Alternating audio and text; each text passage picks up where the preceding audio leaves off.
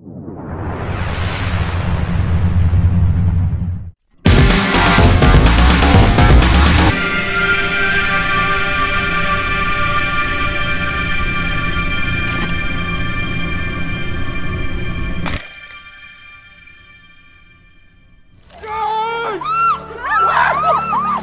didn't know your sister was such a badass with a knife. You've created a reality that is completely different from everyone else's, where you're this saint who gets tricked into doing bad things. So hi, Madeleine and Dusty, how are you doing? Hi, we're really good. How are you? Not too bad. Well, after watching the film, I could be better. It's a very, very hard-hitting film. I mean, everyone on Twitter that was watching it yesterday was just like, geez, what was this? And it's really affected them in a big way. I imagine that was something that you kind of wanted to get out there, but and at the same time, it's not a gratuitous film in the way that it's there for a specific reason, which I loved a lot about this film. So before we get into that, can you just kind of give me a few details of where the whole idea seeded, where the genesis came from? Because I was reading an interview that I think because you both actually came out and said that you had suffered some kind of sexual assault. So that was something that kind of led you to write this script. Is that the case? Yeah, so we became friends in 2015 at the Toronto International Film Festival. We were part of the Filmmakers Lab there. And our friendship kind of was formed on us opening up about our past trauma, and that sort of sparked the ideas we had when we started working together. So we made 3 short films that all revolved around the idea of abuse of power and trauma, and the way memories shape trauma in your past as well. So yeah, that kind of was the beginning of the idea for Violation. Yeah, and we really wanted to capture a visceral experience for the audience of post-traumatic stress and residual trauma. What happens when you've experienced a traumatic event in your life and a sound, a smell, a word can transport you back and trigger you to and bring you to that moment of trauma again. So the film really deals with the way the past and the present speak to each other, and the challenges of coping with trauma. Mm-hmm. I mean, the reason I say that I was surprised that you explained this in interviews is that it's less the case now, but there's always been this kind of stigma that people who have gone through this shouldn't talk about it, shouldn't, because of the stigma. It's kind of like, keep it secret, you know. But I love the fact that you kind of got it out there and you told it. You can tell it's a very personal kind of perspective. Was that something that you really wanted to kind of portray and to show people that they've really got to get this out of the system and tell people about what's going on? Yeah, I think for me, speaking just for myself, I guess, I did feel like I had to keep it to myself, or yeah, there is a real stigma around it. There is a real reluctance to tell anyone because you feel like it's going to shape the way people see you.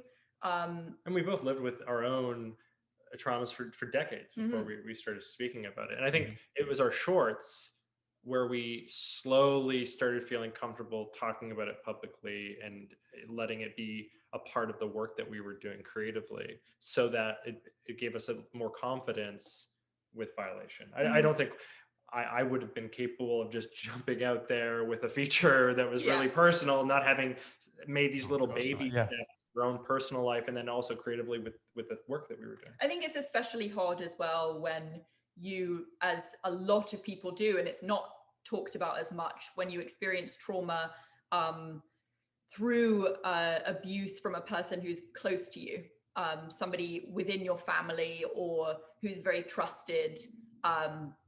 It's even harder to speak about it, I think, in a lot of cases, because you care about that person and you care about what happens. You care about how your family then perceive you and them, and it just makes everything a lot more difficult. And tragically, it's more common. It's more, so, and unfortunately not something we really have seen a lot of. It's really common for us to see the kind of nefarious villain in the alleyway, the stranger who's just evil, which I'm sure those people exist, but we wanted to try to represent our own experiences as authentically as possible. We're gonna work this out. It's gonna be okay. No, it's not. I didn't mean to blame you. I know that I'm half to blame. I don't know you. You know me. Don't say that. I was very curious at the fact that it's not just written by a female person or a male person. No, it's written by the two of you. Obviously, these kind of experiences have different repercussions on everybody. I just wanted to kind of, I was curious about how you created the story, coming at it from a male and a female perspective as a director, and of course as an actress in the film. Because bringing kind of the two sides of the story must have made it even more complicated to come up with the film, no? The story. Yeah, I mean, I don't think we're ever consciously thinking about our own individual genders as Right. a identifier, but of course it is imbued in how we kind of work together. I think the foundation of our collaboration is built on trust, respect, and a willingness to find an alignment. We're constantly searching for an understanding in each other's experiences, and that challenges both of us and forces us to think about things from the other person's perspective. And then quite naturally, because we're challenging each other, you get both perspectives. Yeah, I think there's absolutely a different way that men and women process and deal with trauma as well, just because we live in a gendered society. So we're socialized differently, and because of that, we deal with traumatic experiences differently. And hopefully what that does in the film is it kind of meshes those two experiences and allows more people to empathize with the characters. Mm-hmm. I mean, just before the interview, I was looking at kind of different examples of kind of these rape, revenge, or sexual assault things that we've seen on the television and films before. And just in Game of Thrones, for example, just to give you an example, over 50 times it's portrayed on the screen. And 49 out of 50 times it's portrayed not from the victim's perspective, but from the exact opposite side, no? So obviously this is exactly the opposite. But what I wanted to ask you is addressing kind of sexual assault and kind of the rape culture. I imagine that you wanted to address it in a way that you wanted to promote understanding rather than victim blaming. That must have been something that was very difficult to approach, no? Yeah, and we also tried to do it from a perspective which was even more difficult of Miriam, who is the victim, is not perfect. She's not completely innocent. She isn't somebody who can do no wrong. She makes a lot of mistakes. But what was so important for us to say is that rape can still happen to people who make mistakes, and it can still happen to people who don't make the best choices. But that doesn't make it any less wrong. I have to tell you something, and I don't want you to freak out. Why would I freak out? It's about Dylan. Okay. Don't get angry. What I want to talk about is the way how you go about revenge in this film. It's very, very different also. I mean, it's very graphic, and I mentioned before that this is not gratuitous in any way, but the reason it's not gratuitous is the fact that you suffer so much. You've got everything planned down to a T, you know what you're going to do, but it is so difficult for you to actually do it when it comes to the time to do it. So I imagine that was why you really wanted to get the violence and everything just so out there and so on screen and in your face, but not because you wanted it to kind of terrify people, but you wanted to make this journey that she's going through even stronger for the audience, no? Yeah, that's absolutely true. It's really interesting, actually, because there's not a lot of violence in the film. There's a few violent moments, and we chose early on to portray that violence in a really grounded, realistic way, simply because we were tired of the way violence is romanticized within the genre in a way that we become desensitized by it. We're so used to a lot of gore and torture porn where we're not shocked by it, we're not impacted emotionally by it, and we should be. Violence is horrific, and it's disturbing, and it should provoke and elicit a really kind of visceral response, a guttural reaction from the audience. And so playing it out in a realistic way, having the camera linger in these long uninterrupted wide shots was really important to us so that we could situate the audience in that experience and really feel the horror of what is happening.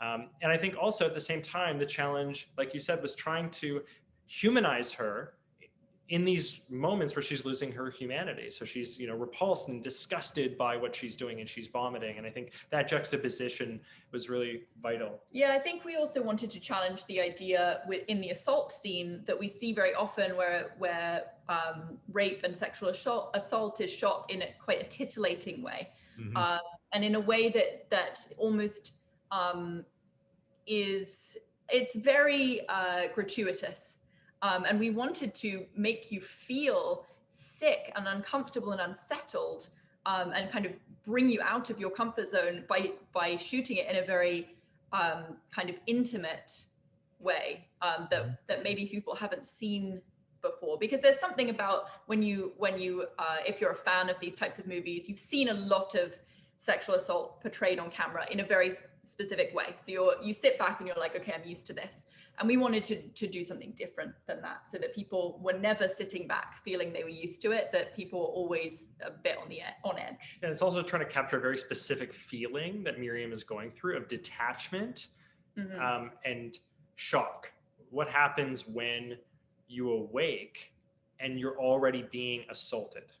Like, that's and from the perspective of the person waking up, it's a very shocking, disorienting feeling that can be incredibly isolating. And I think that's really the way we try to approach the aesthetics of that particular scene. And we've got to mention Jesse, of course, in these scenes. I mean, poor Jesse. I mean, he must have, obviously he's acting, but that guy must have gone through hell during those scenes. I mean, you demasculized him, but at the same time, some of those things that he went through, I mean, they must have been, as an actor, must have been horrific for him to be able to pull off, no, with you. Yeah, we keep putting Jesse through hell. He's been in 3 of our films now. It's always a really challenging character. Also, we shot the big sequence in the film where they have their confrontation over 5 days, because we were utilizing all available natural light, and we had these really specific windows of time that we could film in. So we would prep, rehearse, and then shoot. And that just meant that from a technical point of view, Jesse was fully nude, strapped to a chair, and performing a very physical scene for 5 straight days. So, at the very end, we sent him to the spa, and he was just so thrilled to get to go to this Swedish spa and just pamper himself. But, it's funny because this is our 3rd collaboration with Jesse. Right. And he's completely the opposite of all these characters he plays in our films. But I think that's what makes what adds the depth to the characters. That's why we love working with him in these dark roles, because he is so understanding and empathetic, and sweet-natured, that he brings part of that to these people who are deeply conflicted and menacing in a lot of ways. And he asks really challenging questions during the development of the script and the material, and on the day when we're filming, that I think really deepens the character and makes the whole dynamic between him and Miriam far more complex and challenging. I'm curious. I mean, you say that. I'm curious. What kind of questions did he ask about that specific scene? Because that's for a male actor in a scene like that, it's very few and far between. No, so I imagine he had a lot of questions going in with that one. Sure. I mean, I think the most important thing, and I think every great actor thinks like this, is that you can't judge the character you're playing, because you have to humanize them and you have to believe in the things that you do and think. And I think, understanding why he was doing what he was doing, trying to understand his perspective was really vital for him to be able to portray that specific moment. And not just understanding the general objective in each scene, he wanted to understand the motivation behind every single line. Yeah. And I think when it comes to what he's done to Miriam, I think what was important was this real understanding that he wasn't aware. He legitimately was not aware of his own actions. That doesn't make it right. But that was his interpretation of how he wanted to approach that. And when he realizes that he's made a mistake, he's too scared, he's too afraid to take ownership of it. That's right. And so he backpedals and he gaslights, and it becomes about self-preservation and trying to protect. And I think that's really relatable. Yeah, it's a very human thing. I know we fucked up, okay? You're right. But the truth is, I'm glad we got it out of our system. I know that's a fucked up thing to say, but look at me and say you haven't thought about it before, because I know you have, or you wouldn't have kissed me. So to wrap up, there was one specific phrase by the sister in the film that kind of caught my attention. I mean, when she was skinning this rabbit towards the end, she says that you learn about yourself, you learn about your character. And I mean, the two of you reliving things that you've experienced and then going through this writing process and making the film. I imagine this was, you've realized things about your own character, and it's also served as some kind of catharsis. Can you just briefly kind of tell us what you've got out of making this film? Yeah, I mean, honestly, when you've suffered a trauma like this, it's very common to fantasize about revenge, and it's a coping mechanism to just walk through all the steps of something really horrific to bring yourself some kind of peace of mind. Really, the film is designed in a way to scare ourselves into not wanting to seek revenge.